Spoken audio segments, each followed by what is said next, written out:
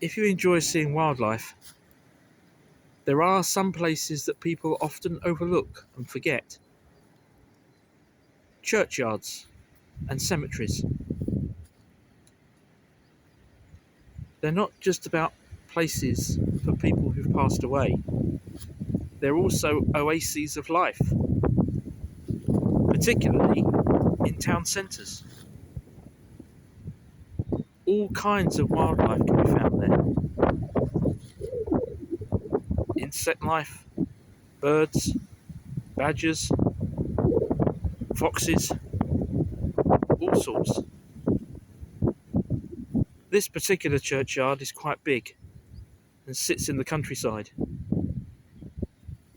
And even on a day like this, bright and sunny though it is, it's a cold and midwinter's day. But there, you can hear the birds.